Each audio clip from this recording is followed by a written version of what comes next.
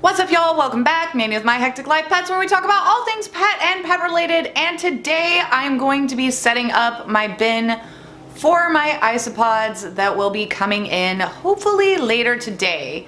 At least that's what my tracking number says. So I gotta get this set up so that way as soon as they get here, it will be just ready to go and I can just put them in. Now, setting this up is gonna be really almost ridiculously easy. So without further ado, let's get started. So this is gonna be super easy to set up. I have my tub here.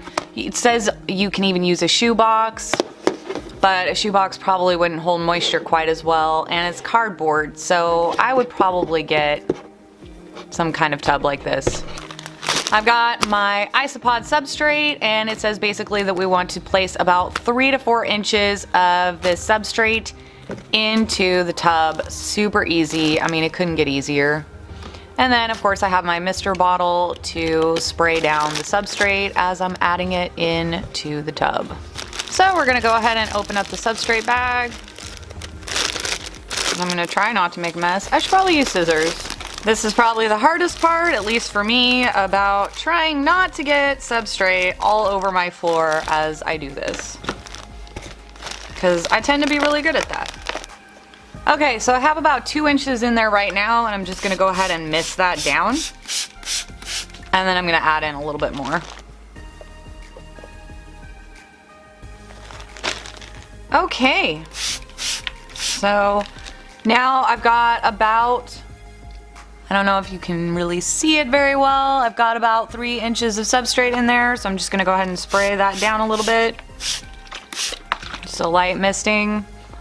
And it should be ready to go. So now that we've got about 3 inches of the substrate in here, I'm gonna go ahead and place a carrot, a little piece of carrot, and some of my New Life Spectrum fish food. I'm just gonna kind of sprinkle some of that in there. I did forget to buy some Cuttlebone to put in here, so I am gonna have to order that. But 1 or 2 days without a calcium supplement I don't think will hurt them. But they do require a calcium supplement, and Cuttlebone works perfect. So now I am going to go ahead and sprinkle some leaves on top as well. That'll give them nice hiding spaces where they can feel nice and safe.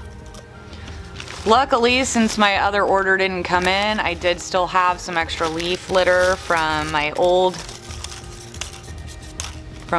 setup. This will also make it really easy when I am ready to add them to the terrarium. I'll be able to just pick up a leaf and they'll be on the underside, and I'll be able to throw it into my terrarium. So yeah, that's pretty much all there is to it, except unfortunately minus the Cuttlebone, but that's okay. I can order some of that right now, and then it should be here in a day or 2 for them.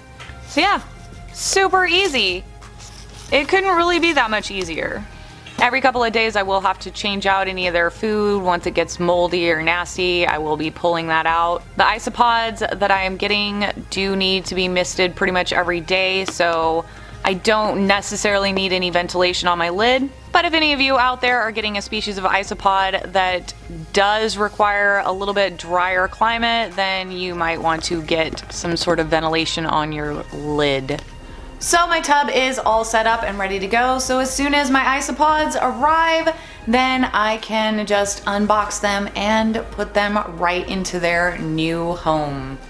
So anyway, guys, that's all I really have for y'all today. As always, thank you so much for watching. I love you guys, and I will see you in my next video.